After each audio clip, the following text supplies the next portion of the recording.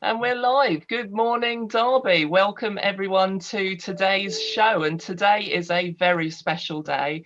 This is the 16th of September, which is the day that the Derby Arboretum was gifted to the people of Derby in 1840 by Joseph Strutt, philanthropist and industrialist. So it's the day we've all been working up towards. As you know, those of you that have been joining us so far, and thank you very much for doing so. This has been a 9-day festival. With the 16th of September right in the middle of that festival. So we're on day 5 of the live show. So if this is the first time you've joined us and you've waited for this special day to join us, this is how it works. Every single day we have a live show from 10 to 11 o'clock. And then after that, we've been premiering lots of community-made videos and entertainment. And the reason we're doing that is, of course, because we're in the middle of a pandemic at the moment, historic times all round. And normally every single year we do celebrate the anniversary of the park, use it under a festival called Lark in the Park. And we bring entertainers from all around Derby in tents, and we have market stalls, and we have lots of activities that go on over a day on or around the 16th of September to celebrate. And of course, we can't do that. Changing restrictions, government restrictions means, especially at the moment, a very recent one, that only six can gather. So what we've been saying, and Mick has been keeping me right, and Sarah, who is Community Parks Officer, will keep me right today, that what we've been saying to people is that use the park in the normal way, as you would, and sort of complying with government restrictions, but we're still bringing the community, the festival to you. You can enjoy the park from home as well if you want to in our 9-day festival. And we're bringing to you all the people that would normally have come to the park, and a few extra as well. So I just want to point out all the people that you can see in the room. So Joe, if you've been joining the shows you've met before, who's a regular on the show. Hi Joe. Joe is the chair of the Friends of Derby Arboretum. We also have Sarah with us, who is a Community Parks Officer, one of 4 in Derby, and is a colleague of Mick, who, if you've joined the show before, has been on a couple of times. We also have a resident artist from the Derby Arboretum, and that's Diana Shepard. Hi, Diana. Hi. And she has been all the boards that you can see. Where I think it's just Sarah and Joe that are broadcasting at the moment from the Derby, from the Orangery and the Derby Arboretum, and it's those murals behind Joe and Sarah that you've been seeing all work have been painted by Di.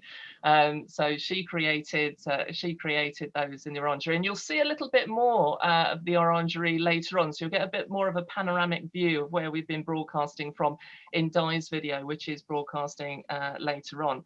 And we have another very special guest. We're very privileged to have him on the show today on the 180th anniversary, is Paul Elliot, who is Professor of History at the University of Derby. And he's spent his lifetime, his career, studying Arboretum, the Derby philosophers, and everything that is special about Derby, and specifically some of its trees and parks as well. So he's the man in the know. So any questions that you might have for Paul, please do leave them in the comments below the this video, and then we can direct them to him either from the show or later on as well. So before we start the show proper, I want to say thank you very much to everyone who has continued to participate, to send in their photos, and to add things to social media. And one of the things that we have been doing as well is a quiz on social media. We've been doing that on Twitter. Now I'm sharing my screen, and I didn't change it to slideshow before I went in, so I'm having to change it to slideshow on the hoof. So we asked yesterday about when Derby was given city status. So the Derby Arboretum has been Derby's choice for the focus of many national celebrations, but when was Derby given city status? And I think most people really do. We got lots and lots of people doing the quizzes before, but I think most people didn't bother with this one because it was probably too easy. 100% got it right. 1977, which was the Silver Jubilee also of our current Queen, Elizabeth II, who gave a spate of city accolades to places up and down the country. And it's worth noting that this is our current Queen, and this was her Silver Jubilee in 1977. And I believe she is the longest serving monarch this country has. We've got a professor of history in the room, so I have to be very, very careful of my facts. It's also worth noting that in 1840, I think the longest serving monarch prior to Elizabeth II was Queen Victoria. She was on the throne in 1840 when the park was actually donated to the people of Derby. Did I get that right, Paul? Yeah. I yes, did. Good. Did, That's yeah. always nervous when you've got experts. She didn't know. She didn't know in 1840 she was going to be the longest, though. No, that's right. That's right. Whereas Elizabeth II does right now. Yeah, absolutely. So just a final point I want to make is just a shout out because we've had lots of interaction, and we've had some interaction from other parks up and down the country, and we've got another one from Cannon Hill Park, which is 2 miles south of the centre of Birmingham. And they have some lovely videos on their channel, and they've posted some information about the Arboretum as well. And they've got some lovely old videos. So thank you very much, Cannon Hill Park, for joining in and taking part. So a big shout out to you guys as well. All us friends of parks should stick together, because obviously this is an important feature of the landscape to everyone in our cities. And that's what Joseph Strutt had in mind when he donated the park to the people of Derby as far back as 1840. So we have, so start the show, we have Diana Shepard, who's a resident artist of the Derby Arboretum. And your project that you talk about in your film that we're premiering today, and we've got 4 films that we're premiering today, is the All Being Well project, and that is responsible, along with some of your artwork, for the exhibition that is currently in the Orangery. Could you tell us a little bit about the background to that exhibition?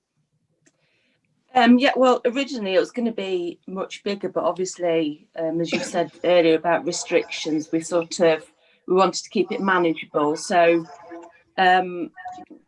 we've got a tree that Mick cut out that are showcasing the balloons that members of the All Being Well group made at home. So it's part of a new project that we're running, which is like an art delivery service. So the materials were brought to them with instructions, and then we picked them all up. And then the balloons I made sort of decorated the outside to fill it up a bit, really. But it was a really great opportunity for us as a group to try something new as well. So yeah, and the Orangery. Well, at the end of the video, at the end of your film, you're spinning those balloons, and so some of the balloons that you've made, you made a collection of them to go round and frame those other videos. And it's set to music, and it's very, very pretty. I mean, what's the mechanics of that? So the breeze comes through the strips in your balloons. Well, it was made actually with the intention of them constantly moving. I was actually going to make them on a sort of a series of mobiles, so the balloons would be hanging from circular pieces, and when the wind came in they would all spin. But I sort of had to do it on my own because it was a bit difficult getting anyone to help, so definitely adapted the original plan. But I still, as I said, they were originally made, the ones I made, with the intention of them actually moving constantly. But you know. Well, they are very beautiful. So, I mean, hopefully the exhibition will stay there for some time, and maybe we can you'll put that element to it as well, maybe later Yes, on. I'd like And to. the balloons that are on the tree, you said that they were created via a project which you've created as an art delivery service. Now that intrigues me. What's an Yes. art delivery service? Well, really, we're working with people that have in the past been involved in our projects. So we sort of asked any of them if they wanted to take part in this project. So the people that have been involved in this project mainly come from the Feel Good Friday project that we had on the park, which was really successful. So it's a way to sort of make everyone still feel like we're all part of a group, really, and it's trying to keep a thread of connection with us all, really, and hopefully it'll grow from this as well. Fabulous. And so they will have their balloons up in that exhibition, and all of them are appearing on the film. So when they tune into the film, they'll be able to see their artwork exhibited. So we're keeping the communication going even during lockdown, and that's the many uses that public parks have, and how important they are, how visionary Joseph Strutt was in 1840, and understanding all of that as well. And you're carrying on and living, breathing part of that tradition, Di, in doing all of that, which is absolutely fantastic. Paul, you're a professor of history at the University of Derby, and if I may say so, what you specialise in is quite unique, and that's obviously why you're the specialist here and the expert. Could you tell us a little bit more about all the different areas of research that you do? Because it's I know that you've done sort of the geography of scientific culture, the British Arboretum, the Derby philosophers, and British urban trees as well. So you've contributed to that. Yes, I mean, I suppose I've got a number of interests. One is sort of landscape and environmental history, which is obviously where parks and arboretums and botanical gardens fit in, because I'm interested in the relationship between science and other forms of knowledge and activity in society. So there's all that, but I'm also interested in the kind of social and cultural dimensions of science as well. So that's where the Enlightenment work fits in terms of the Derby philosophers. And I suppose I was fortunate in that I come from Derby originally. I don't live there now, but that I was aware of the sort of history of Derby and the fact that its significance in the Enlightenment, the Joseph Wright collections, and I was intrigued by this this group, the Derby philosophers, and what they did, what they were doing, who they were. And no one, there'd been some academic papers, but no one had really looked into it in great depth. So I ended up doing a whole PhD on it, and then some years later it ended up as a book. And again, we just got such rich collections, haven't we, in the area? And of course, at the end of that book, it does finish with the middle of the 19th century and the activities of people like Strutt, the Mechanics Institute, the Derbyshire Infirmary, and of course the Arboretum itself, and what they were trying to achieve by creating it. So for those of us who are possibly a little unclear, who are the Derby philosophers? Well, there's sort of two answers to that question. One is a really simple answer, which is anyone who was a member of an organisation called the Derby Philosophical Society, which was founded in 1783 informally, and then in 1784 formally. So that's the simple answer. Anyone who is a member of that society. The president was a physician, Erasmus Darwin, and it was mainly made up of, a lot of the members were medical professionals, medical men, but there were others. There were clergy, there were local industrialists, manufacturers like Jedediah Strutt, for example, William Strutt, who was later on president. The other answer to the question is, though, that it's a wider group of people who engaged in scientific activities of one sort or another, who may not necessarily have been formally members of that society as well, but they were part of the circle. So that's why I'm always sort of careful not to say that it's just the members of the society. I mean, the society is really important, but there were other societies as well. There was a Derby Literary and Philosophical Society established in around 1808, which had a somewhat different agenda, a much more sort of public focused agenda with public lectures and so on that Joseph Strutt was involved in. So it's this group of people that were, as I saw it, that were active really from the late 18th century to around the middle of the 19th century. So studying the scientific enlightenment in this location probably makes you uniquely placed to answer or to ask why would in 1840 Joseph Strutt would have chosen a balloon to open the celebrations with on the 16th of September?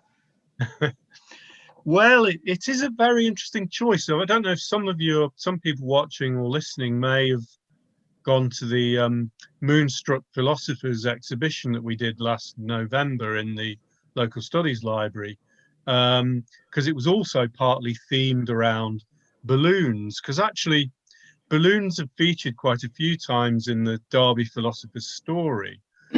When the Derby Philosophical Society was established in 1783-4, the first thing they did was do a balloon launch to celebrate.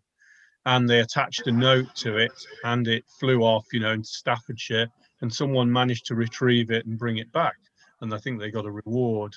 Then another example of their interest in balloons is in to do with the Derbyshire Infirmary, when they used a balloon launch to sort of raise money for the hospital, the new hospital in 1810.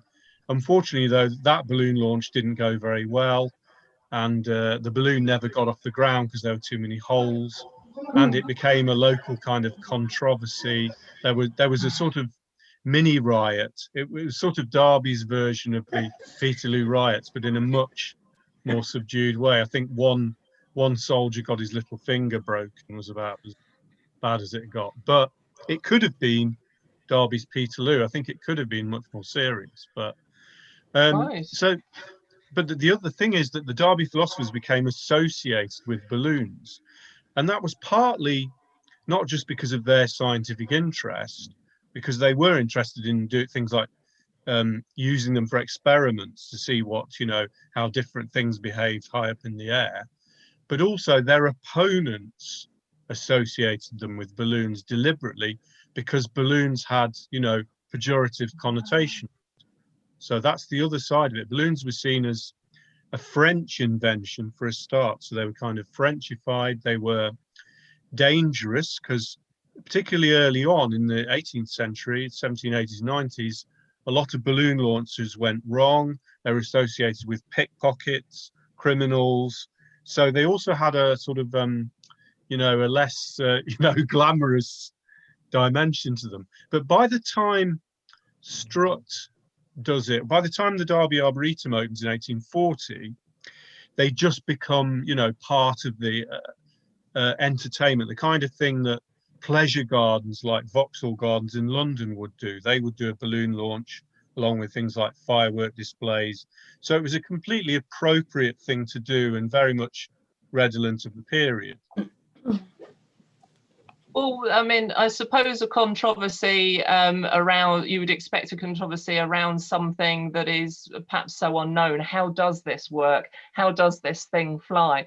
But the amazing thing about balloons, they were fascinating for that reason back then, but we still find them endlessly fascinating now. They are, they're very pretty. They fly. We can sit in a basket and we don't know where we're going to end up. And it's not a unmean feat to actually launch a balloon at any event back then, certainly, and certainly not now either.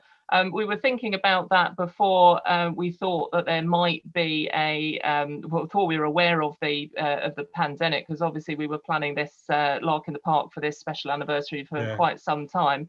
But there are all sorts of things we'd have to think about. So the Midland Airport, if we could fly over Derby, and is that possible in this day and age? And what would be the Sarah, the health and safety aspects of launching a balloon? Because I think you've been doing all the risk assessments for us for everything that we've been doing. This would have been a 100-page document, no doubt. It would have been a nightmare, wouldn't it? It's things like whether you've got space. I mean, the Arboretum itself is beautiful and full of trees. There isn't actually anywhere where we could probably launch one from. Like you say, we've got East Midlands Airport nearby, so we'd have had to have got permission from them. We'd have had to have the right weather conditions. Normally it rains. That's what happens on events. So you've got to have the right atmospheric conditions, and there's a whole range of other reasons. So having these beautiful balloons that people from the community have made is just a fantastic way of doing it instead. Yes, and it's representative, and it involves the community, and yes, absolutely. And we actually understand, as well as having Di's beautiful balloons that she's made and the community balloons that she has in there, we also have some balloons hanging in the trees. So not because they've accidentally landed there, but we have put them up, but they look pretty. So but maybe a bit of controversy would bring attention, but we don't want an accident in a balloon. So you're probably happy that we're doing all of this mainly on Zoom anyway, from a health and safety point of view. But you're involved heavily with the parks in Derby, obviously being community parks officer. And obviously the Derby Arboretum has a special place in everybody's heart, being how important it is, not just to Derby, but to sort of the history of the UK as well. And it's won, I understand, a number of awards, and I can spy you have a Green Flag Award. So that is that ours? Does that belong to the Derby Arboretum? That is Derby Arboretum's from a few years ago. We've currently got one flying on the flagpole next to the Heart in the Park building, which is for this last year, and we have submitted an application and are going to find out for this next year coming. It's all got a bit delayed because of COVID. Normally we find out in July time, so yes. July next year. So no, we usually find out July this coming year. Oh, you normally hopefully find out, I think, next month, if I remember right. Fingers crossed. Yes. And do you have any bringing the controversy in again? Do you have any part in that? As I know you are a judge of the Green Flag Awards as well. Yeah. So both myself and a couple of other colleagues have actually done the Green Flag Award training, and so we are now judges. So we go to other parks, have a look around it using the set criteria for each park about what it's about, and then judge those parks, and then we kind of award it or not, as the case may be. So are you allowed to share what are the criteria for a park to win a Green Flag Award? So just to give you an idea, it's going since 1996, and basically there is it crosses the kind of the world, so it's an international award. There's 2,200 awards that have been given out, and some of them are Green Heritage Awards, which we've applied for Arboretum, so fingers crossed. And it's basically looking at things like whether it's a welcoming place. So when you arrive at the park, do you have signage that tells you that, this is what's in this park, this is where you go, things like that. Do you feel safe when you come into the park? It's all those kind of things, whether it's accessible, whether you've got wheelchair access, whether there's car parking. Obviously here at Arboretum, because it was created before the invention of cars, there is no car parking. But it's reflecting I didn't think of that. what, yeah, you don't think that, but that's why there's no car park. Yeah. And then it's looking at things like the biodiversity, so whether you've got your wildlife areas, the trees, and how it's all managed as well. So it's whether you've got a good management process in it, whether the grass is cut, and whether it's, you know, whether the trees are looked after, whether, you know, all those kind of nitty-gritty health and safety kind of things as well. And you know, what our grounds maintenance do, and all the different partners involved in looking after a park. So that's kind of what it's about. I'm completely biased, obviously, but I think you at Parks Derby have done an absolutely phenomenal job. And when you walk around the park, it's always absolutely immaculate. Rubbish is cleared every single day. The lawn is perfect. Obviously, we give you know, some credit to 1840 John Claudius Loudon, who landscaped the park in such a dramatically beautiful way as well. So altogether, everything, and the orangery that you're in and the buildings around it is really something quite special. So and obviously there's a strong community aspect on the park as well. So if there's any green flag judges listening, yes, I think we are a good contender, but of course we're biased. So it's the equivalent of the Michelin star, is it? It is, yeah. So it's like you see it a lot more on Blue Beach, kind of the Blue Beach flag, that kind of thing. And yes, just to say that community involvement is key to it as well. So it's everything you guys do as a friends group on the park, and your involvement is fantastic, and we couldn't do it without you. Well, I don't think we could have we can hope for better either from you guys. So because just to point out that all of the meetings that the Friends of Derby Arboretum have, there is at least one or two of you from Derby Parks that are actually at those meetings and as well. And you know, I'm fairly new to it, but you've been incredibly supportive. And so, well, what are you doing? What can we do to help facilitate whatever it is that you're doing? So it just makes life a little bit easier when you've got all of that collaboration as well. So I know we're incredibly grateful for that. So yeah, fingers crossed then, everybody, that we win a Green Flag Award when they're announced shortly. Now, every single day, Joe has been sharing photographs and asking us to guess the dates, and then putting all of those on Facebook. I'm guessing, Joe, that you've got some very special pictures today on this for us today on this very special day. But also let us know, or did anyone get it right for some of the other pictures that you've shared? Well, here are the three that I posted yesterday.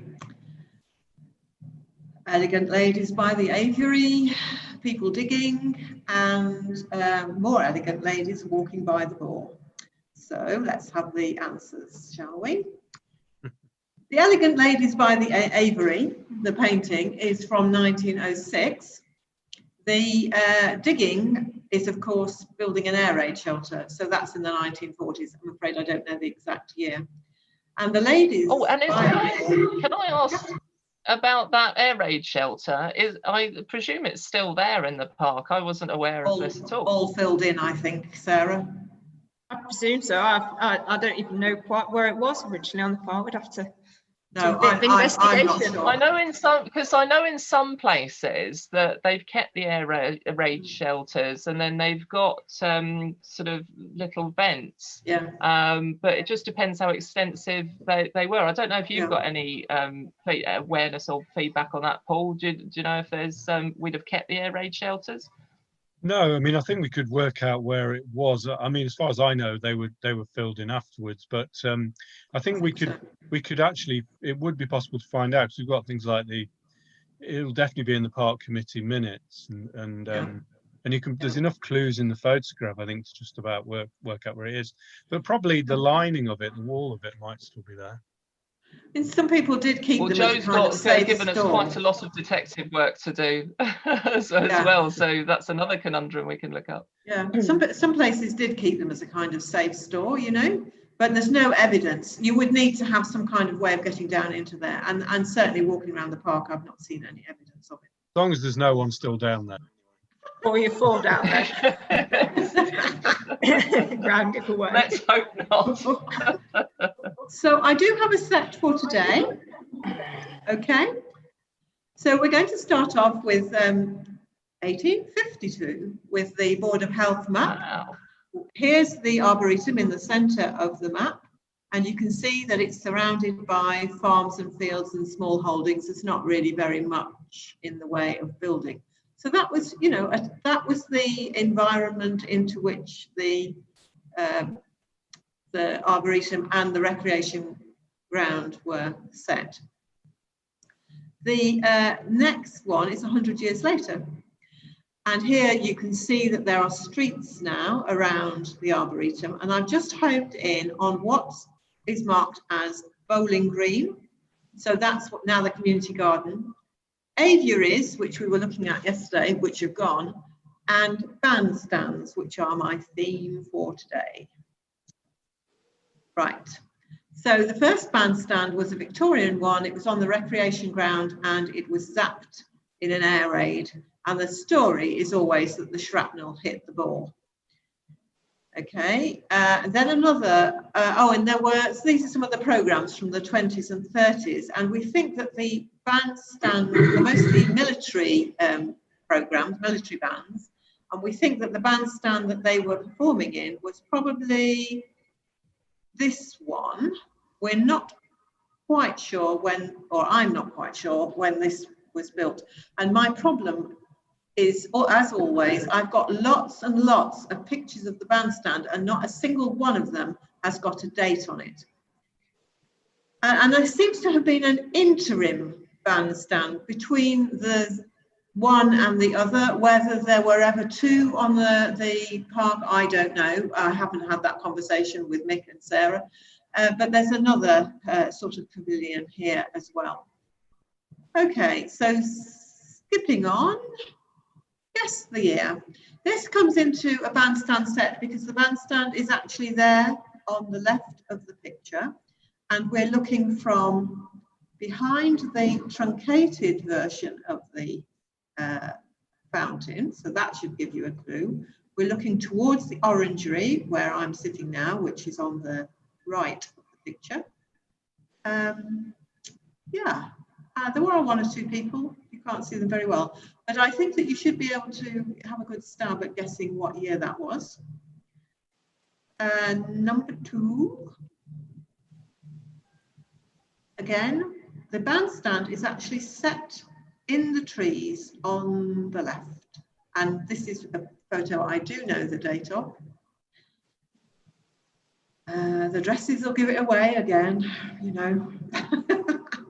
All these are getting posted on Facebook, by the way, and you can pick them up. But you've got the statue and you've got the taller fountain as well, and we've been seeing these pictures and dating them. So as we've gone through, hopefully people have got more and more clues to help them as the days have gone on. Yep, and the third one. So I have actually already told you the answer to this, but no, never mind, I'll be kind. Where was the Victorian bandstand located? I'm such a chatterbox. And so there you are. There's the 3 for today. Dates for the first 2 and the location for the 3rd one. And I'll see you tomorrow with the answers.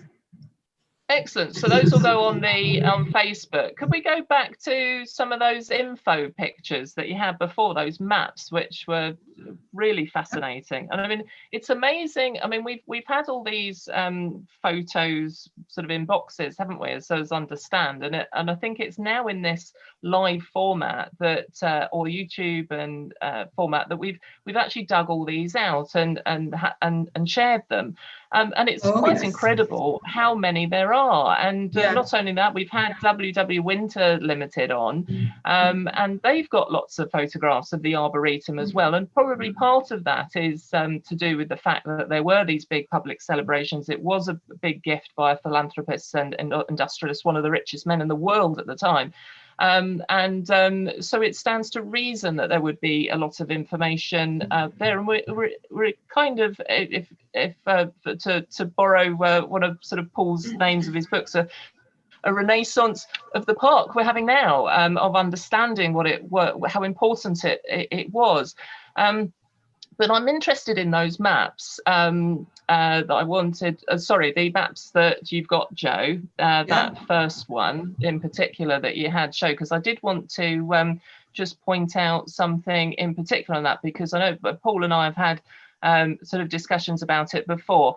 And this is an 1852 map of Derby, and you were letting me know, Paul, about the houses that came off the Derby Arboretum, the strip of houses in the square and the Arboretum Street.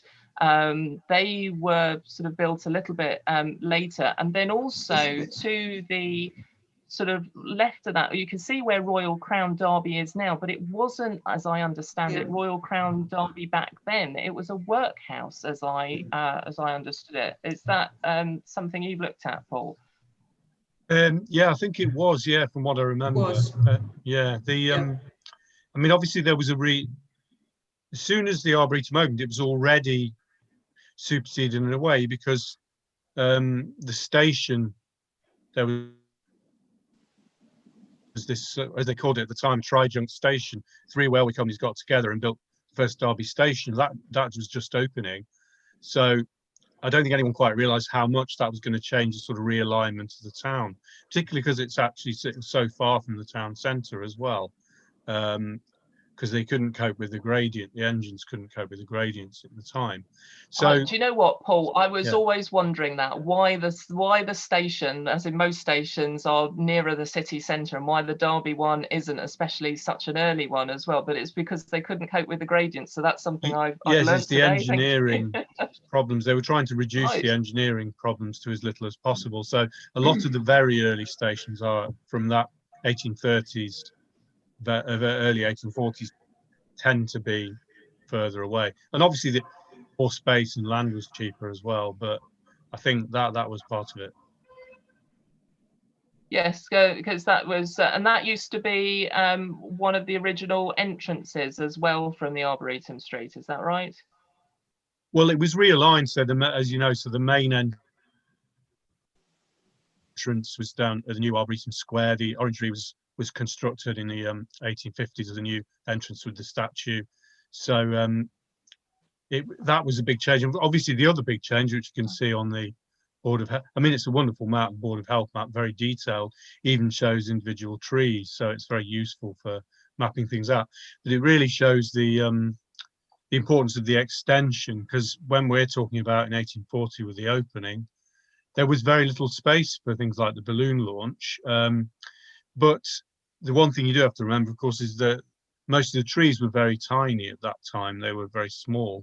There was a few continuing from Strutt's garden, but a lot of them were sort of newly planted, really, and as seedling. So the extension, immediately they had to stop renting ground, and then they bought that extension towards Rose Hill Street. By I think it was 1845-46 they bought it, and a lot of other, and that became a place for more, as we would say, park-like activities, you know, like balloon launches and the festival and sports and things like that.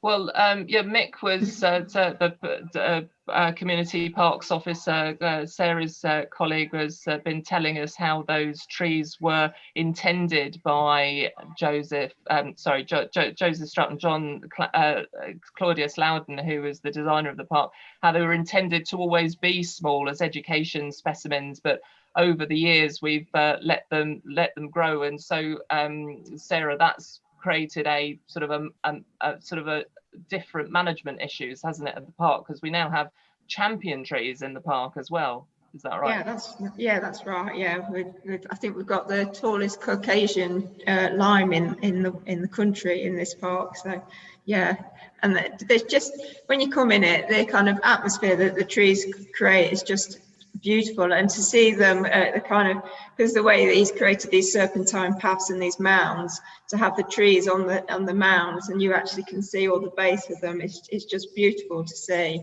the kind of the structure of teas, which you don't, I think when you kind of walk by them on when you're on the same level of them, you don't notice in quite the same way. So I think its actual design is just so beautiful and celebrates trees so well. It is absolutely beautiful.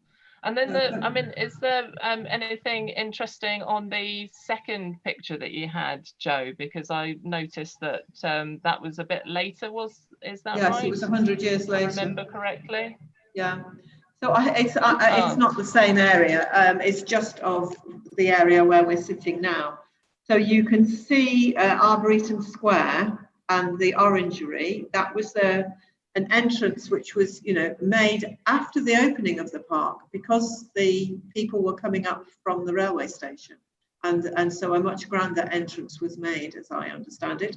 And the Orangery, which is enclosed now, it had 2 open doors that you could walk through into the arcaded area and then through out into the park.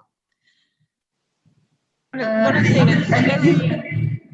you mentioned one of the interesting things about the location of the bandstand is that's where we currently hold the Lark in the Park when we're really doing it on the ground. We use that space still for festivals, don't we? Right, because it's one of the few flat areas. This is the interesting thing when we set up an event and people come to set up their gazebos. They're kind of scattered around among the trees, and part of that is because there's very little flat ground. So people look for a little flat space that's near to one of the parks, and they need to be, over quite a wide area. They can't be grouped together. But we put up a big star tent where the bandstand used to be. So in this area here, and we set semicircles of chairs and so on round, so people can enjoy the performance, in the way they used to. Well, I remember being involved with it last year and selling plants from the community garden, not sort of directly from the donated plants, but with a stall on the community garden, so we could tell people about the community garden as well. And there was a lot of activity, and you could feel there was a lot of activity, and obviously a huge number of people attended. But where the entertainment was taking place was out of view. We could sort of just see it a little bit at the tops, and people coming back and forth. So you'd have to actually go over there. But it wasn't far away at all, and that's down to the design. And it's actually quite nice because it feels like you've got places to discover, doesn't it?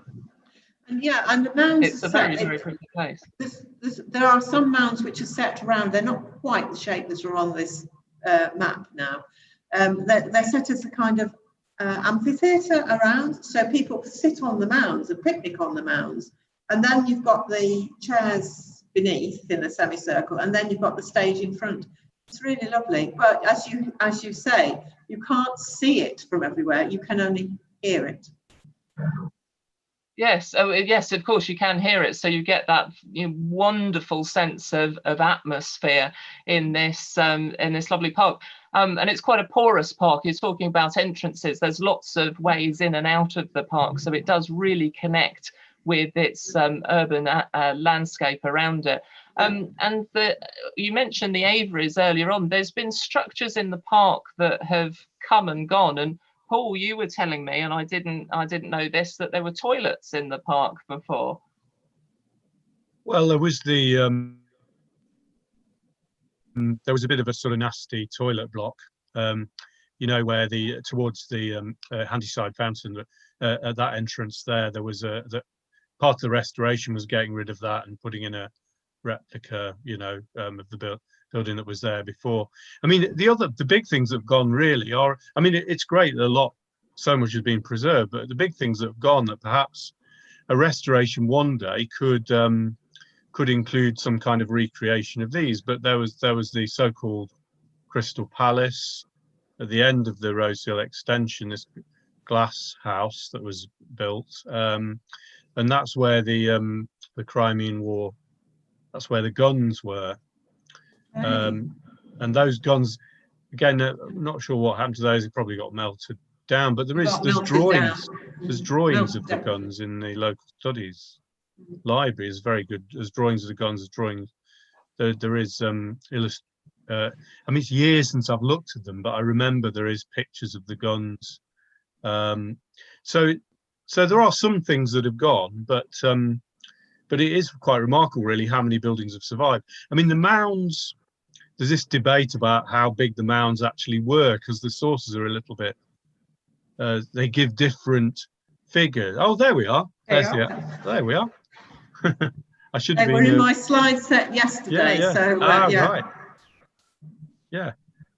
So there we are. And one of the other things that Jo was mentioning, maybe you could help us with this, Paul. She set a challenge to the people of Derby, and perhaps this challenge could reach to the rest of the world, because we just don't know where these statues are. We're missing 2 naked ladies. Is that right? Three. We're missing 3 naked ladies. Yeah, one of them is pretty naked. And the other, these are full statues. I guess we ought to clarify straight away. These are statues in the park. Not staff. that have since gone missing, and we don't know where they are. And we assume they were taken for safekeeping, but they're now lost. Yes, I'll just show you. Do you know anything about these? Paul? There were these statues that we can no longer find. No, I don't know where they are. We're not accusing you. No. Yeah, no, that would be intriguing to know exactly where they are, when they were taken. Things seem to go into storage, didn't they, and then disappear, or end up in somebody's back garden and all sorts of things. Yes, they probably ended. So yes, we've all exactly. We've all got to be keeping our eyes on the Antiques Roadshow from now on, looking out for our naked ladies at the park, of Arboretum Park, because as you say, Paul, there's it is remarkable how much has been kept, but you see in all these pictures, we say, oh, you know, that was there, and that's not there in that picture, and in a way that's actually helping us date the pictures. So as the days have gone on, I'm sort of starting to learn to date them a little bit as well. Oh, that must be before then, because of the fountain was taller or shorter, and so on, or the Royce statue wasn't there, and so on and so forth. So yeah, it is fascinating. And Sarah, we're premiering today as something very, very special, and this is a rare film, isn't it, that you've managed to get your hands on for us, and it's the Derby Local Studies Library has given it to us for a short period of time, and it's a film of the Derby Arboretum in the mid 60s. And when you showed it to us at the Friends of Derby Arboretum, it's a short film, but we just sat in awe at this old film. Can you tell us a bit about how you got your hands on it? Yeah, so colleagues in the local studies library, Derby Local Studies Library, they have access to a wealth of different historical information. So quite a lot of these photographs that you're seeing have come from them as well, which then they've kindly provided for us. And they sent me this video, and I've had permission from the Media Archives for Central England at the University of Lincoln. Get it in. That's who's actually given us permission and license. Thank you, University of Lincoln. Yeah, thank you, University of Lincoln. And it's a short film that was created by Howard Shaw and Norman Finchett, and it's of the Arboretum and the kind of the local area, filmed in 1964 and 65, and it's just fascinating. It's an old bit of cine film. I would recommend watching it a few times, because every time you watch it, you see something different and something totally intriguing about it. So things that I looked out for was, when you first start watching it, it shows you Normanton Road, and it shows the old bingo hall. Then you move on to Grove Street, and then onto Grove Street Lodge. So you see the lodge just to your left as you kind of come on. And then there's the Serpentine Pass and small trees. Back in the 60s, some of these trees were brand new and still little, now much more established. And then as you kind of go through it, you see that the kind of the floral displays that were everywhere within the Arboretum back in the 60s. You get a view of Arboretum Square and this building, the Orangery. You can see the bowls green before it became a community garden, set out ready for a game of bowls. Yeah, so that's really amazing. We've dug it up. Yeah, we dug it up. And then you can see the aviaries. You can obviously see the fountain. You see a little lad walking by with his little shorts on, and a man, one of the kind of my predecessors, with his wheelbarrow. And then you get a quick glimpse of the Art Deco the bandstand, which relates lovely today, and it's just lovely. It's just lovely to see. So yeah, fascinating. But I'd recommend really watching nice. it a few times. And I think it's very powerful for anyone who knows Derby, but as a historical film, I think it's wonderful for anyone to see. And I think it's an 8mm cine film, isn't it? And it's silent. But I think, funnily enough, it's even more powerful that it's silent. It gives it that sort of sense of how old it is as well. And so that was filmed in 64 and 65. Paul, are you aware of any older films that might exist of the Arboretum? I think there might be some British Pathé ones that there might be about, but whether you've come across any films in your research? No, nothing, because obviously I'm mainly interested in the earlier period, but I did I mean, I know they used to do national broadcasts in the 30s from the bandstand, and I think I've got information about the bandstand. Again, I've researched a long time ago. I'll try and dig it out, but I know it was a really important bandstand. You know, they had some big name bands playing there at the time. Black Dyke bands and all sorts of Black Dyke Mills, all sorts of famous bands that even I've heard of. Yeah. But I wonder whether there's any, you know, there might be some recordings of, even if not necessarily that particular broadcast, but recordings of these bands playing from that period and things like that. But no, I don't know of any.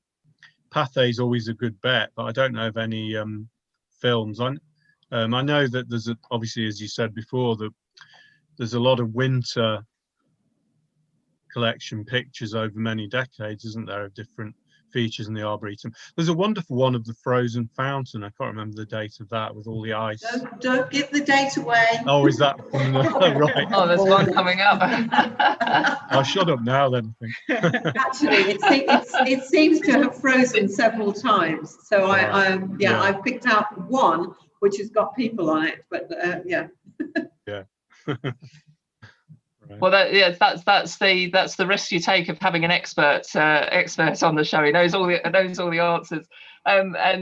Yes, so yeah, Joe, you've been sharing all those photographs as well with us. It's fantastic, and giving us all of these conundrums as well. We've got a list of things that people can go away and find out, and maybe someone does have the statue in the garden and they're not telling us, and now they know what it is and they can tell us and hand it in. Who knows? So yeah, lots of conundrums, guessing the year, where are these statues, and if anyone knows of any older films, please do share them with us, because we're becoming I'd say quite film savvy. We've certainly got a sudden passion and interest in it since we've had to put all of the festivals online and premiere all these films, and Sarah's been very, very forgiving of us all out there with our cameras, trying to set things up, and preparing risk assessments for us as well. So very, very, very understanding of all of that. But I do think that there might be a Derby Arboretum film club that might crop out of this. And we may be as famous as the Derby philosophers were, perhaps not quite, but certainly the same passion and interest is there. And Di, just to come back to the theme of this community aspect and this art delivery project, which I think is fantastic. You have an art delivery service at home.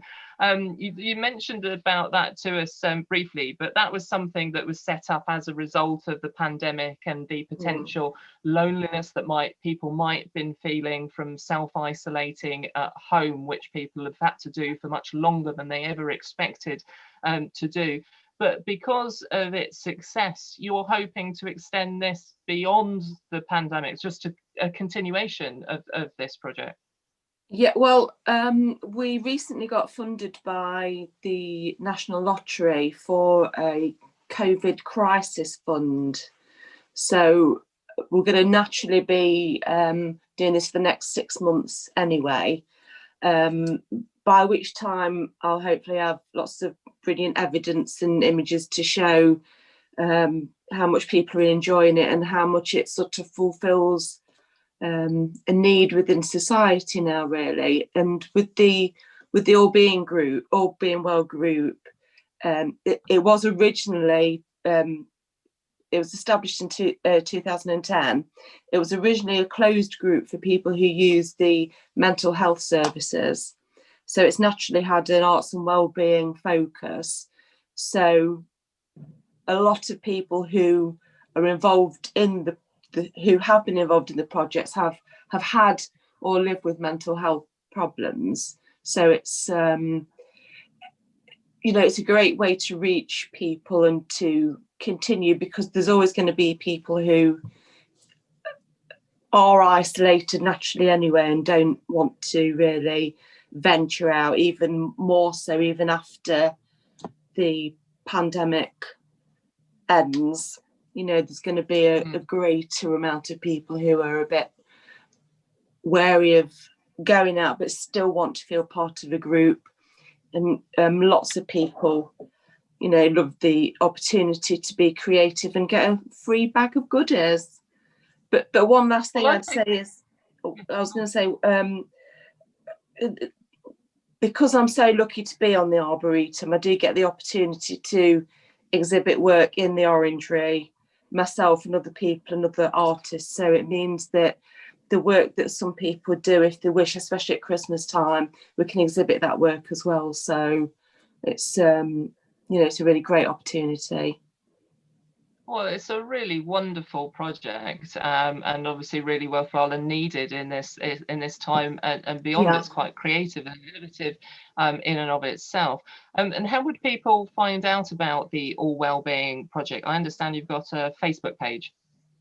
Yeah, we've got a Facebook page called All Being Well, at Arts and Wellbeing. And what we do is, whenever we've got spaces or there's opportunities, we tend to use that as the platform for promoting stuff. I know that everyone hasn't got Facebook, but we tend to like to offer it to people who've originally used the project as well, to build up this momentum of connection and being part of the group. But yeah, the Facebook All Being Well page is the main place to contact us and for us to promote the projects.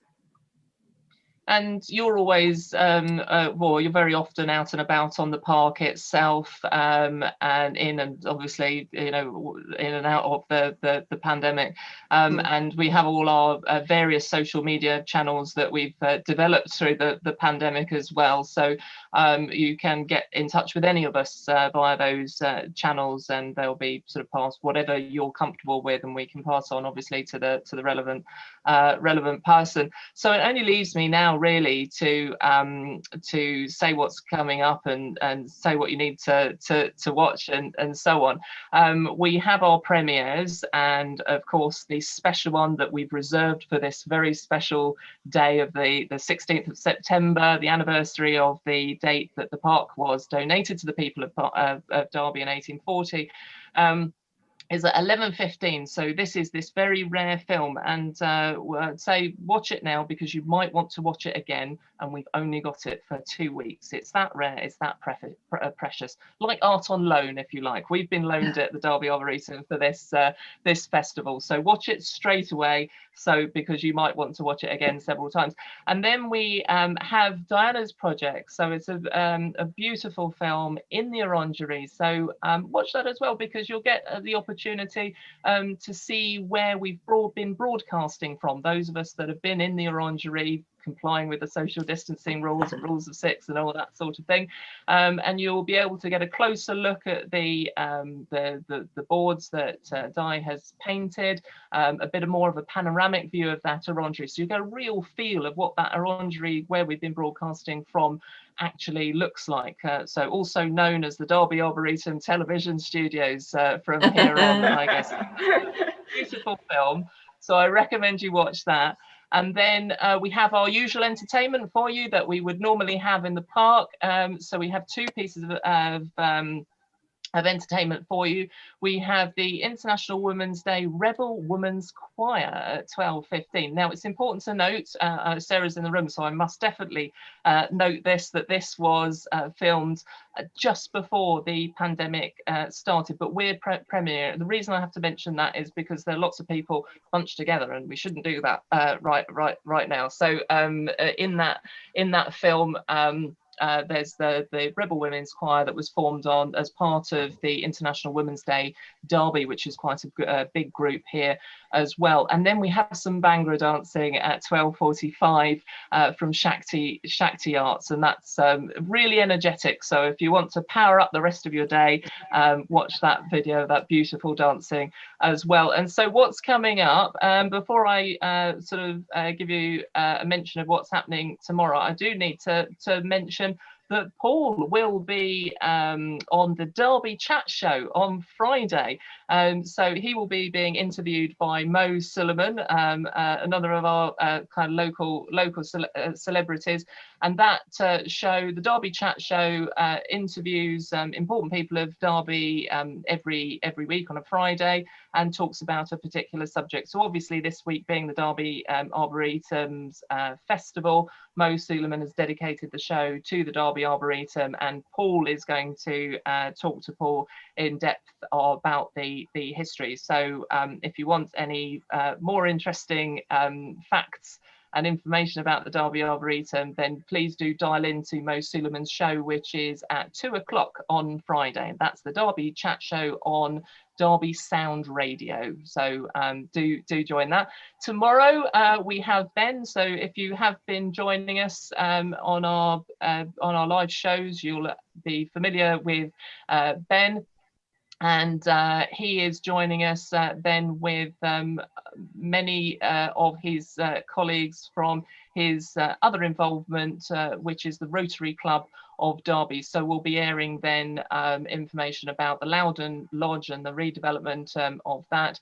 And then we'll have some entertainment from spoken word artist Pit Naya as well. So still plenty to do. So then we'll sign off with saying thank you very much to Joseph Strutt, who donated the park to the people of Derby in 1840 on the 16th of September. So a very, very happy anniversary to the people of Derby. Thank you very, very much. Thank you very much to my guests. And watch